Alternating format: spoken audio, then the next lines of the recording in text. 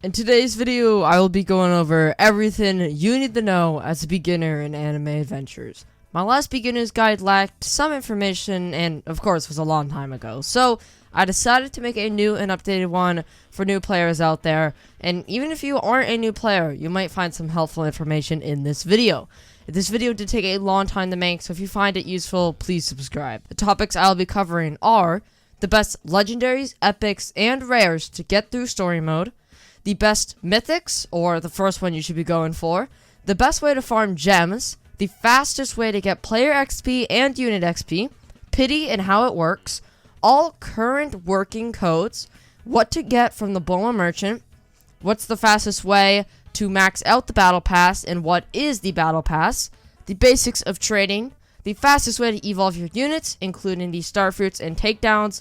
I won't be going into like legend stages this video or portals. What to do if you get stuck, the best game passes, the best traits and good alternatives to those really good traits, and the difference between physical and magic units. I do want everyone to go into this video knowing and keeping in mind that there is a high likelihood that I got some sort of information wrong in this video, but I am very confident that most, if not all of it, is accurate. Before we start the video, I do want to quickly mention my Anime Tales guild. Feel free to skip over this if you're not interested in Anime Tales, but if you are, I do have a guild for it. If you don't know what Anime Tales is, then feel free to go over to YouTube, search up Anime Tales, and watch the trailer. If it seems like a game you're going to want to play or you're interested in it, then my Discord server for my Anime Tales guild will be down in the description as well as in the pinned comment. If you guys do want to see a guide just like this, but maybe for players that are more in the mid-game to end-game, which would be more focused on things like trading, legend stages, all of that stuff, infinite, let me know down below in the comments. I can certainly do that. Starting the video off, we are going to be talking about the best legendaries, epics, and rares to summon for so you can get through story mode. Completed story mode is the first thing you want to do in anime adventures. And for the first few areas, it isn't very hard at all. When you load in, make sure to redeem all codes for some extra gems. You won't really need these good units, or you won't really need these units you're going to get from those gems for the first few areas because Planet Namek, Attack on Titan, they're very, very easy. But when you do, I would recommend using these gems to summon for the following units. For rares, you're either going to want Sanji or Sakura. Sakura is a support unit that will give all units in range 10% damage buff. Sanji is just damage. Ideally, if you get Sanji, like, it's alright, but there's definitely better units out there, epics and legendaries that you can easily get. For epics, you're going to want to be looking for Speedwagon, Todoroki, Jotaro, or Underhaul. Speedwagon will generate you money, Todoroki has a slow, Jotaro can time stop, and Underhaul is just damage. For legendaries, you want to be looking for Dio, Erwin, Wenda, Bulma, Giorno, or Juvia. Dio has a time stop, Erwin buffs physical units by 25%, and he can summon horses, which does hit air units. Wenda buffs magic units for 30%, and Bulma is a money unit. Giorno has good damage, and Juvia is also good damage. Later, I will mention some good mythics to get if you have the gems, but for most beginners, legendaries are the best you can get for a bit. These are the best to get in my opinion, but of course, some of the legendaries are still decent. I'll quickly mention and talk about when these units will not be viable anymore. So, when you're ideally not going to have them in your team anymore.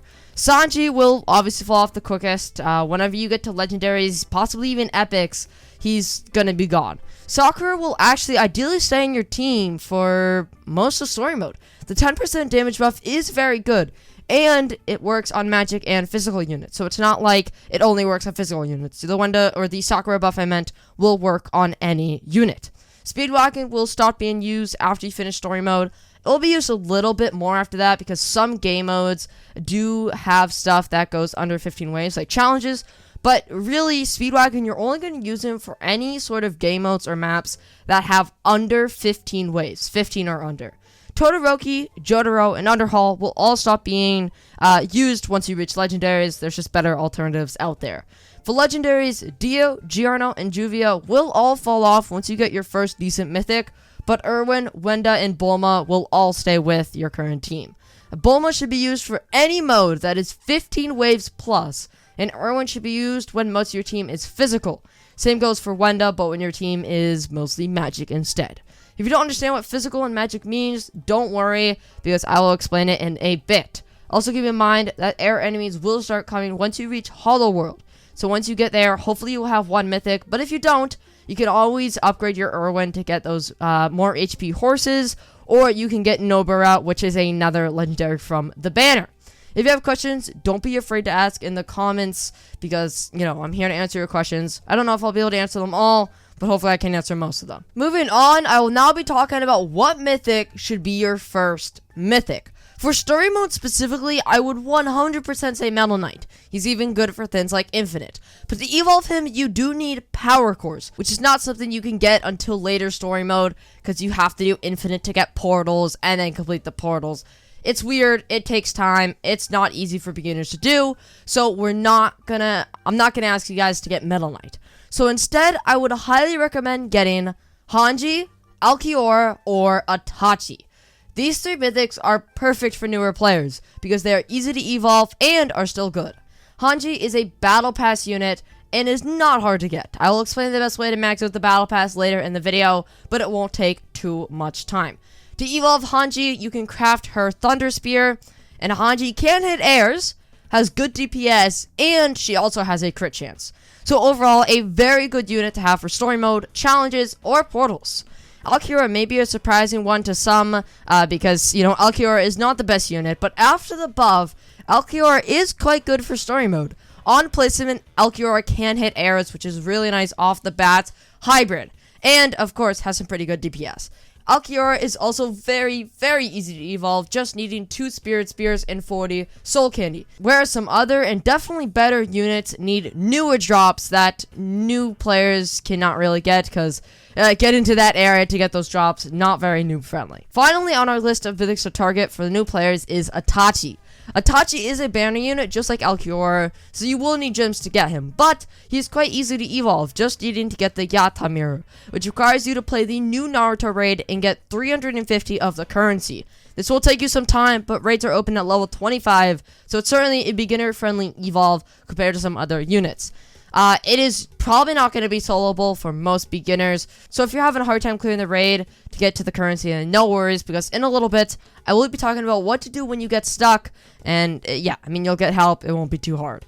If you want my recommendation, I would recommend going for Hanji, because that's honestly probably the easiest one to get, especially if you have the time to sit around in Infinite to grind the Battle Pass currency, because it's not really that hard of a method, it is just time consuming.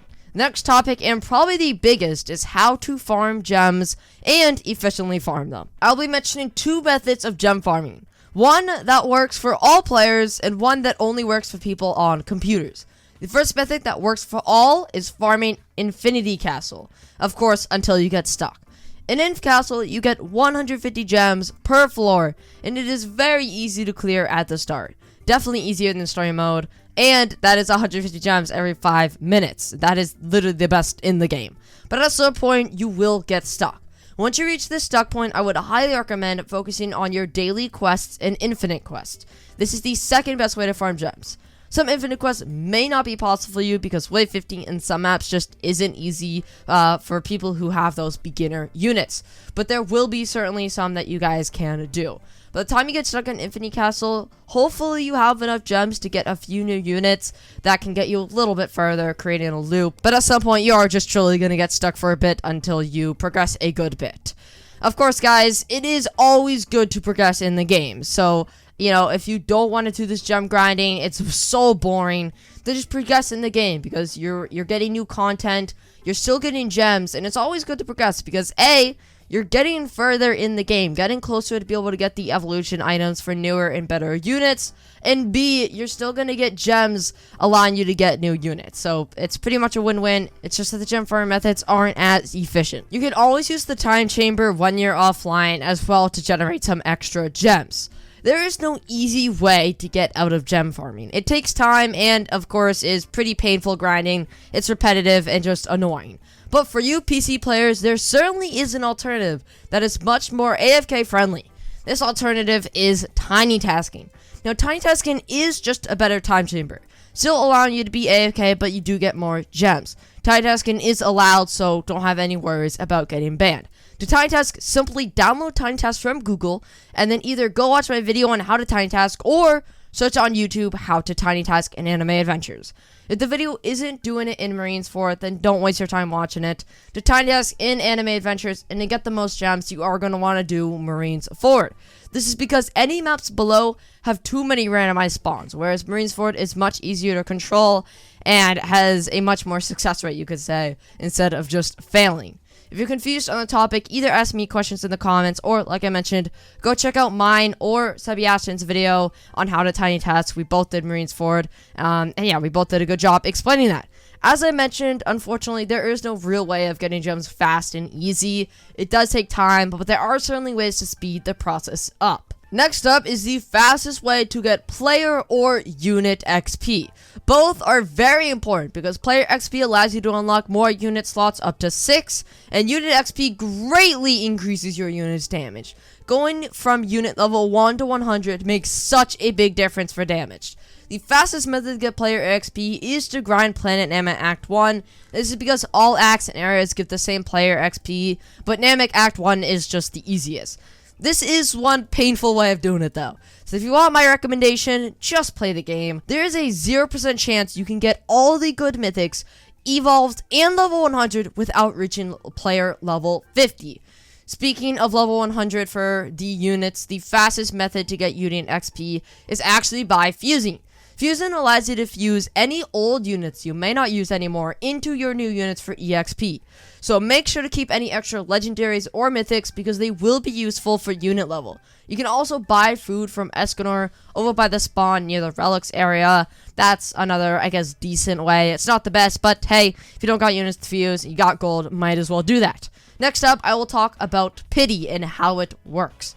Pity is a system that makes it so at a certain amount of gems, you are guaranteed to get a unit. When you own the VIP Game Pass, which I will talk about later, your pity is reduced. For legendary units, the normal pity is 2,500 gems, but for VIP users, it is 2,000 gems. The reason this is the case, because without VIP, summons cost 50 gems, but with VIP, it's only 40 gems, and the pity for legendary units are 50 summons. Normal pity for mythics are 20,000 gems, but for VIP it's only 16,000. This means that the pity for mythic units are 200 spins. Getting a star remnant from summons does not reset your mythic pity, but if the banner rotates before you spend the gems, your pity does reset. Pity will not save over banner, so if you spend 1,000 gems on hour 1, but then the hour 2 banner comes in and you spend another 1,000 gems, you would not get the legendary because your pity reset. There are also 2 banners, the standard banner and the special banner. The special banner has the 2x chance of mythics and has 3 featured mythics. I do not believe pity is a thing in the special banner though. I'm not 100% certain on this, but I am pretty sure of that. New units cannot show up in the standard banner and will only come into the special banner. So, you know, when there's a new update, you want to get new units, the better units you are going to have to spin in the special banner. But the standard banner 100% has pity.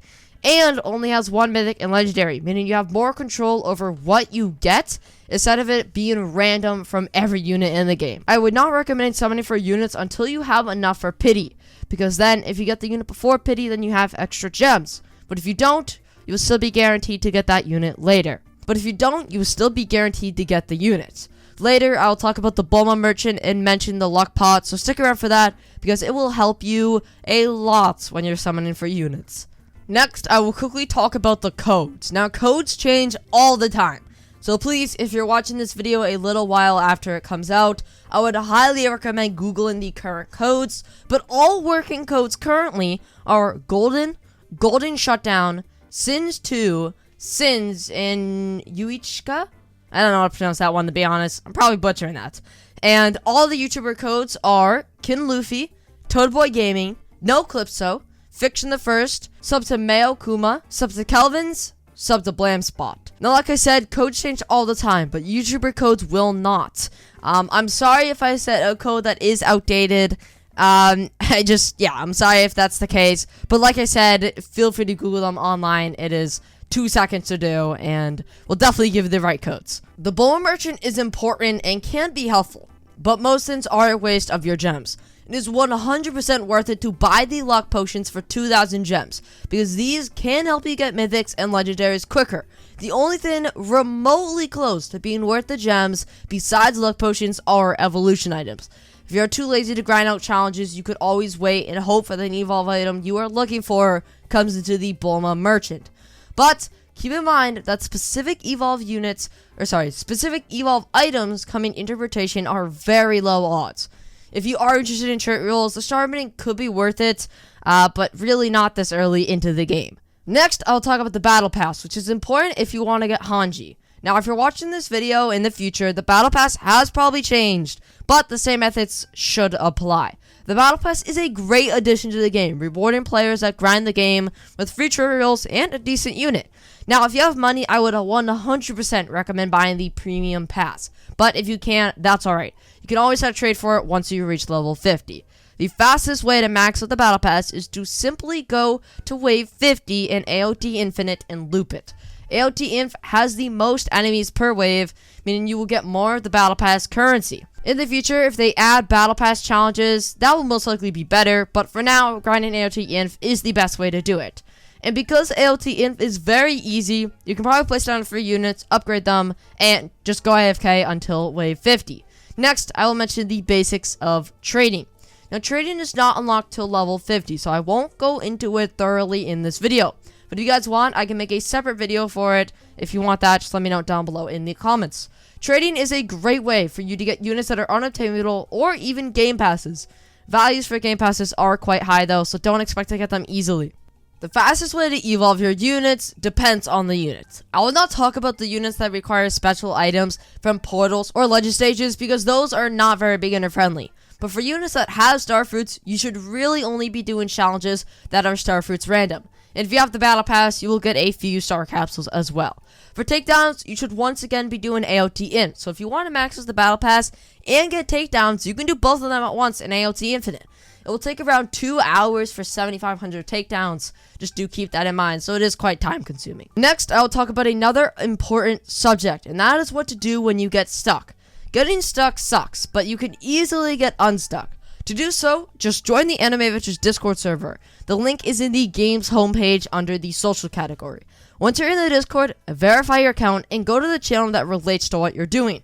For example, if you can't complete a challenge, go to the challenge channel.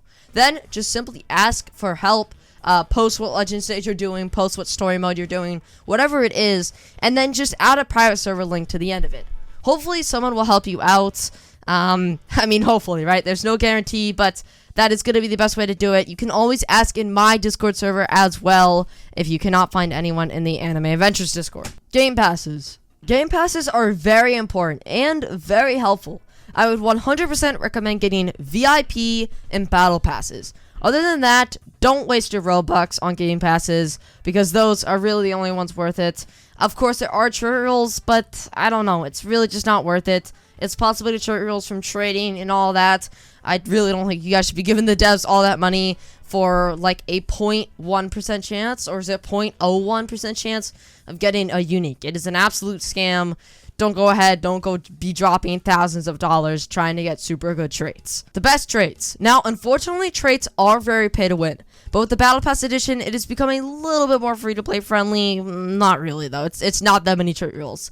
The best trait for any unit with 3 or less placement is unique, and 4 or more is divine. But those traits are not very easy to get unless you spend a lot of money, which, like I said, I would not recommend doing. So some good alternatives are Sup 2, Sup 3, Nimble 3, and Godspeed. They still give good damage and are much easier to get. What is physical and magic? Every unit is categorized in either physical or magic. You can easily see this by clicking on the unit in your inventory. If you have a lot of magic units, use Wenda. If you have a lot of physical units, then use Irwin. They also have a subcategory like Dark or Fire. That's not important to any buffs. Now guys, that is going to do it for this video. If I missed a category, feel free to let me know down below in the comments for a future beginner's guide. And of course, I know I did not go over relics, stat cubes, or any of those things because they aren't beginner friendly. Those are things you're going to get to really like mid-game, late game. So if you guys want to get more info on that, let me know. I can always make a not beginner's guide, more of like an end game guide if you guys are interested in that. So if you were wondering why they weren't in there, that is why. This video took ages for me to make. If you did enjoy it, I would appreciate it if you could subscribe. That would mean a lot to me. That is going to do it for this video. See you guys next time. Peace.